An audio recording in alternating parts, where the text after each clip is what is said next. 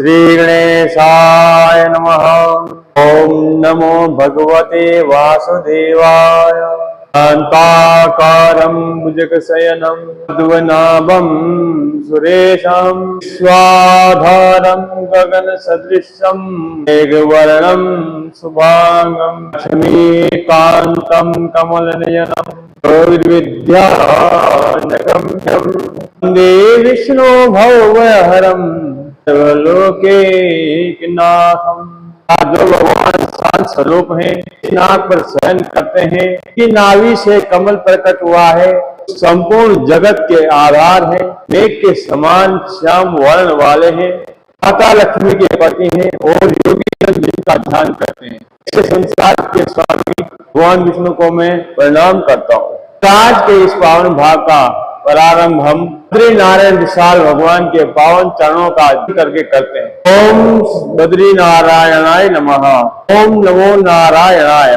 श्री बद्री विशाल आप सभी धर्म प्रेमी श्रद्धालुओं को मेरा सादर प्रणाम है। मैं हूँ ज्योतिषाचार्य पंडित प्रमोद बसलियाल शास्त्री जी। श्रावण शुक्ल पक्ष की पवित्र एकादशी की हमारी इस विशेष आध्यात्मिक श्रृंखला में आपका पुनः हार्दिक स्वागत। पिछले भाग में हमने राजा महाजित की अद्भुत कथा सुनी और जाना कि किस प्रकार लोमस ऋषि ने उन्हें एकादशी व्रत की महिमा बताई। आज का भाग अत्यंत महत्वपूर्ण है, क्योंकि आज हम केवल कथा नहीं सुनेंगे बल्कि जानेंगे कि एकादशी का व्रत वास्तव में रखा कैसे जाता है, पूजा कैसी करनी चाहिए, संकल्प कैसे और लेना चाहिए, भगवान विष्णु को क्या अर्पित करना चाहिए, तुलसी का क्या महत्व है, कौन सा मंत्र जपना चाहिए, किस प्रकार उपवास करना चाहिए और द्वादशी के दिन व्रत का पालन किस प्रकार करना चाहिए। तो आइए पूरी श्रद्धा के साथ भगवान श्री हरि का ध्यान करते हुए इस पावन तिथि को समझते हैं। सबसे पहले समझिए कि व्रत केवल भूखा रहना नहीं है। प्रिय भक्तजनों, एकादशी व्रत का पहला नियम है व्रत को भगवान से जोड़ना। यदि हम भोजन नहीं करते लेकिन पूरे दिन क्रोध करते हैं, किसी की निंदा करते हैं, झूठ बोलते हैं, दूसरों को अपमानित करते हैं, तो व्रत का आध्यात्मिक उद्देश्य कमजोर हो जाता है। इसलिए एकादशी व्रत अन्न पर संयम, इंद्रियों पर संयम, वाणी पर संयम, मन में श्री हरि का चिंतन। जनों, सामान्य गृहस्थ अथवा स्मार्ट परंपरा में व्रत 23 अगस्त को और वैष्णव परंपरा में 24 अगस्त को माना गया है। इसलिए श्रद्धालु अपने गुरु परंपरा और स्थानीय पंचांग के अनुसार व्रत की विधि निश्चित करें। एकादशी की साधना वास्तव में दशमी से ही शुरू हो जाती है। दशमी के दिन सात्विक भोजन में संयम रखें, क्रोध और विवाद से बचें, निंदा से बचें, अधिक भोग विलास से दूर रहें, भगवान विष्णु का स्मरण करें, अगले दिन के व्रत का मानसिक संकल्प लें। रात्रि में सोने से पहले भगवान श्री हरि से प्रार्थना करें, हे प्रभु, मैं अपने सामर्थ्य और श्रद्धा के अनुसार आपके लिए एकादशी व्रत का पालन करना चाहता हूँ। मुझे मन, वचन और कर्म से पवित्र रहने की शक्ति प्रदान करें। एकादशी के दिन संभव हो तो ब्रह्म मुहूर्त अथवा सूर्य उदय से पहले अपने नित्य कर्म से निर्वृत्त होकर स्नान करें, स्वच्छ वस्त्र धारण करें, पूजा स्थान को स्वच्छ करें, भगवान विष्णु, माता लक्ष्मी और तुलसी जी के सामने दीपक प्रज्वलित करें। यदि संभव हो तो भगवान विष्णु का चित्र या विग्रह स्थापित करें और सबसे पहले मन को शांत कीजिए। फिर जय भगवान के सामने संकल्प लें। संकल्प लेने के लिए हाथ में जल, अक्षत, पुष्प और तुलसी दल लेकर भगवान के सामने बैठें। फिर श्रद्धा से कहें, ओम नमो भगवते वासुदेवाय। हे श्री हरि विष्णु, मैं आपकी प्रसन्नता, आत्मशुद्धि, धर्म पालन और अपने परिवार के मंगल के लिए श्रावण शुक्ल पक्ष एकादशी का व्रत करने का संकल्प करता अथवा करती हूँ। हे बद्री नारायण विशाल, मेरे मन, वचन और कर्म से हुए ज्ञात अज्ञात अपराधों को क्षमा करें। मेरे भीतर भक्ति, संयम, करुणा और सद्बुद्धि मेरे परिवार में सुख शांति एवं मंगल बनाए रखें। मेरी सामर्थ्य के अनुसार इस व्रत को पूर्ण करने की शक्ति प्रदान करें। ओम नमो भगवते वासुदेवाय।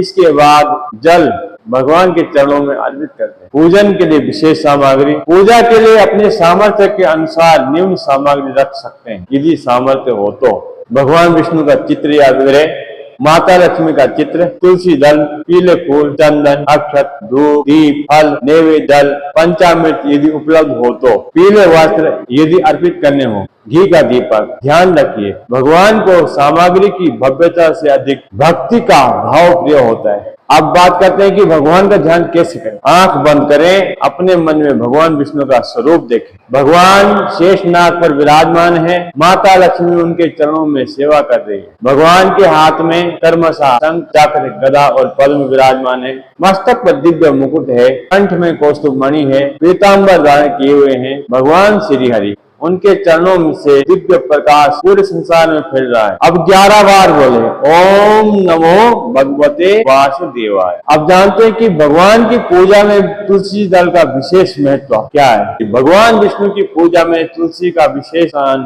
माना गया है। श्रद्धा से तुलसी दल अर्पित करते हुए कहें ओम नमो भगवते वासुदेवाय, तुलसी दलम समर्पयामि। लेकिन तुलसी दल अर्पित करते समय भी एक बात ध्यान रखें, तुलसी को तोड़ने की अपनी परंपरा और स्थानीय नियमों का पालन अवश्य करें। जहां संभव हो पहले से प्राप्त स्वच्छ तुलसी दल का उपयोग करें। अब बात करते हैं कि भगवान को क्या अर्पित करें। एकादशी पर भगवान विष्णु को अपनी श्रद्धा के अनुसार पीले फूल, तुलसी दल, फल, चंदन, धूप और दीप अर्पित कर सकते। नैवेद्य में एकादशी अनुकूल फलाहारी पदार्थ भगवान को अर्पित करने के बाद सास रूप में ग्रहण करें। अब बात करते हैं कौन सा मंत्र जपें। एकादशी के दिन सबसे पहले सरल और अत्यंत प्रसिद्ध मंत्र है ओम नमो भगवते वासुदेवाय। इसके अतिरिक्त ओम नमो नारायणाय का जप भी किया जा सकता है। यदि आपके पास समय हो तो विष्णु सहस्त्र नाम का पाठ करें या भगवत गीता के अध्यायों का पाठ अथवा श्रवण करें या भगवान श्री हरि के नाम का कीर्तन भी करें। एकादशी व्रत के प्रकार हर व्यक्ति की शारीरिक क्षमता समान नहीं होती, इसलिए व्रत का स्वरूप अपनी आयु, स्वास्थ्य, क्षमता और पारिवारिक अथवा गुरु परंपरा के अनुसार रखें। सामान्यतः लोग निर्जल व्रत रखते हैं, जिसका मतलब होता है ना भोजन करना है ना जल पीना है, या अत्यंत कठिन साधना है और सभी के लिए आवश्यक नहीं है। दूसरा प्रकार है जलाहार, केवल संपूर्ण व्रत में केवल जल ग्रहण करना। तीसरा प्रकार है फलाहार, जैसे फल, दूध आदि से व्रत को बनाए रखना। और चौथे प्रकार का व्रत है सात्विक एकादशी आहार, जैसे कि सामर्थ्य के अनुसार एकादशी अनुकूल फलाहारी भोजन करना। धार्मिक साधना के नाम पर अपने स्वास्थ्य को संकट में डालना आवश्यक नहीं है। भक्ति में विवेक भी आवश्यक है। विशेष सावधानी बच्चे, बुजुर्ग, गर्भवती महिलाएं, स्तनपान कराने वाली महिलाएं तथा जिन लोगों को कोई स्वास्थ्य समस्या या नियमित दवा की आवश्यकता है वे कठोर उपवास करने से पहले चिकित्सीय सलाह अवश्य लें। एकादशी का उद्देश्य शरीर को कष्ट देना नहीं बल्कि भगवान की ओर मन लगाना है। अब बात करते हैं कि एकादशी में किन बातों से बचें। एकादशी व्रत में अपनी परंपरा के अनुसार अन्न और अनाज का त्याग किया जाता है। इसके साथ मांसाहार से पूर्ण विरति, मद्यपान से विरति, तामसिक भोजन से विरति, क्रोध से विरति, झूठ से विरति, निंदा से विरति, चुगली से विरति और अत्यधिक भोग विलास से विरति। और सबसे महत्वपूर्ण बात है दूसरों को दुख देने से विरति। एकादशी में दिन भर क्या करें। एकादशी के दिन यदि संभव हो तो सुबह भगवान का पूजन करें, कुछ समय विष्णु मंत्र का जप करें, भगवान विष्णु की कथा सुने, विष्णु सहस्त्र नाम का पाठ सुने, गरीब या जरूरतमंद की सहायता करें और प्यासे को जल पिलाएं, गौ सेवा करें, मंदिर में दीपक जलाएं, परिवार में भगवान का नाम स्मरण करें और पूरे दिन मन में यह भावना रखें कि आज मैं श्री हरि के अधिक निकट रहूंगा। अब जानते हैं कि एकादशी में रात्रि जागरण का विशेष महत्व क्या होता है। एकादशी की रात्रि में यदि स्वास्थ्य और परिस्थिति अनुमति दें तो भगवान विष्णु के नाम का स्मरण करते हुए जागरण किया जा सकता है। अब जागरण का अर्थ केवल रात भर जागना नहीं होता। जागरण का वास्तविक अर्थ है अज्ञान से जागना, अहंकार से जागना, मोह से जागना, नकारात्मक विचारों से जागना। और रात्रि में पाठ करें विष्णु सहस्त्र नाम, श्रीमद् भगवत गीता का पाठ, हर कीर्तन नाम संकीर्तन और भगवान बद्रीनारायण साल का ध्यान करें। रात्रि की विशेष प्रार्थना क्या है। हे श्री हरि विष्णु, आज की इस एकादशी की रात्रि में मेरे मन को अपने चरणों में स्थिर कर दीजिए। मेरी इच्छाओं को धर्ममय बनाइए, मेरे कर्मों को पवित्र बनाइए, मेरी वाणी को मधुर बनाइए, मेरे हृदय में करुणा भर दीजिए और मुझे ऐसा जीवन दीजिए जिससे मेरे कारण किसी जीव को पीड़ा ना हो। ओम नमो भगवते वासुदेवाय। अब आता है द्वादशी का महत्वपूर्ण समय। प्रिय भक्तजनों, एकादशी व्रत जितना महत्वपूर्ण है उतना ही महत्वपूर्ण है द्वादशी का पारण। पारण का अर्थ है व्रत को विधि पूर्वक समाप्त करना। शास्त्रीय परंपरा में अगले दिन सूर्योदय के बाद उचित द्वादशी समय में पारण करने की बात कही गई है और हरिवासर के दौरान पारण से बचने का नियम बताया गया है। तो सज्जनों, गृहस्थ या स्मार्त और वैष्णव गणना में अंतर होने के कारण अपने संप्रदाय या स्थानीय पंचांग के अनुसार पारण करें। अब पारण कैसे करें? सबसे पहले भगवान विष्णु का स्मरण करें, भगवान को प्रणाम करें, तुलसी जल अर्पित करें, फिर भगवान से कहें, हे श्री हरि, आपकी कृपा से मैंने अपनी सामर्थ्य के अनुसार या एकादशी व्रत पूर्ण किया, इसमें जो भी त्रुटि हुई हो उसे क्षमा करें। इसके बाद जल ग्रहण करें, फिर अपनी परंपरा के अनुसार सात्विक भोजन अर्थात फलाहार से पारण करें। व्रत के तुरंत बाद बहुत भारी भोजन करने से बचें। पारण के बाद क्या दान करें? व्रत के बाद अपनी सामर्थ्य के अनुसार दान करें, विशेष रूप से पीले वस्त्र, फल, अन्न, गुड़, दक्षिणा, धार्मिक ग्रंथ, जरूरतमंद की सहायता और सबसे सुंदर दान जल दान। क्योंकि आज की कथा में हमने जल के महत्व को स्वयं देखा। यदि आप एक प्यासे व्यक्ति को पानी पिलाते हैं तो वह केवल पानी नहीं है, मानवता का दान है। आज की कथा और आज की पूजा का संबंध अब समझिए इस पूरी कथा का वास्तविक सार। राजा महाजित को अपने पूर्व जन्म के एक कर्म का परिणाम मिला। ऋषि ने केवल उन्हें डराया नहीं, उन्होंने उपाय बताया और वह उपाय था भक्ति, व्रत, भगवान का स्मरण, सत्कर्म, दान, पारणा। यही एकादशी का वास्तविक संदेश है। आज का विशेष संकल्प, आज भगवान के सामने हाथ जोड़कर कहें, हे बद्रीनारायण विशाल, मैं आज से किसी प्यासे को पानी पिलाने का प्रयास करूंगा, किसी भूखे को अपनी सामर्थ्य के अनुसार भोजन दूंगा, किसी दुखी का उपवास नहीं करूंगा, किसी असहाय को अपमानित नहीं करूंगा और अपने प्रत्येक कर्म को करने से पहले यह विचार करूंगा कि इससे किसी जीव को कष्ट तो नहीं होगा। फिर बोलिए, ओम नमो भगवते वासुदेवाय। तो श्रद्धालुओं, आज के इस तीसरे भाग का सार कुछ इस प्रकार से है।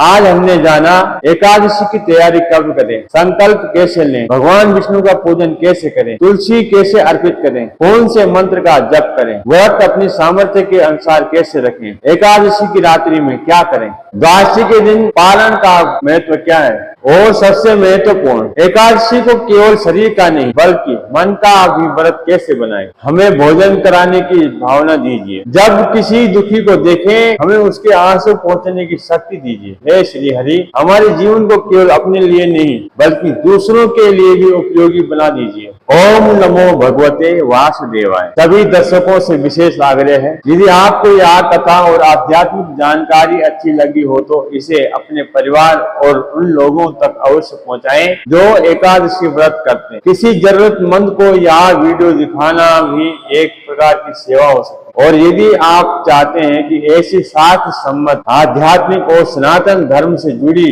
कथाएं निरंतर आप तक पहुंचती रहे तो आप इस चैनल को सब्सक्राइब अवश्य करें। अब हमारी कथा अपने अगले और अत्यंत महत्वपूर्ण चरण में प्रवेश करेगी। भाग 4 में हम जानेंगे एकादशी के विशेष दान और अचूक माने जाने वाले सात्विक उपाय। इसे क्या दान करें, जल दान का महत्व क्या है, पीले वस्त्र क्यों, तुलसी से जुड़े उपाय क्यों, संतान सुख की कामना करने वाले दंपति को कौन सी सात्विक साधना कर सकते हैं, गृह कलेश दूर करने के लिए कौन सी प्रार्थना करें, धन संबंधी बाधाओं में कौन से धार्मिक उपाय किए जा सकते हैं और सबसे महत्वपूर्ण, एकादशी के दिन कौन से कार्य बिल्कुल नहीं करने चाहिए। इन सभी विषयों को हम अगले भाग में विस्तार पूर्वक समझेंगे। तो आइए अंत में भगवान बद्री नारायण विशाल के चरणों में प्रार्थना करते हैं। हे बद्री नारायण विशाल भगवान, हमारी श्रद्धा को स्वीकार कीजिए। हमारे व्रत में यदि कोई कमी रह गई हो तो क्षमा कीजिए। हमारे मन को पवित्र कीजिए, हमारे जीवन में सुख और शांति प्रदान कीजिए, हमारे घर में धर्म और सदाचार का प्रकाश बनाए रखें और हमें ऐसा जीवन प्रदान कीजिए जिसमें हमारे कर्मों से मानवता की सेवा हो सके। हमारे व्रत में यदि कोई कमी रह गई हो तो के लिए हम क्षमा चाहते हैं। हमारे मन को पवित्र कीजिए, हमारे परिवार में सुख और शांति प्रदान कीजिए, हमारे घर में धर्म और सदाचार का प्रकाश बनाए रखें और हमें ऐसा जीवन प्रदान कीजिए जिसमें हमारे कर्मों से मानवता की सेवा हो।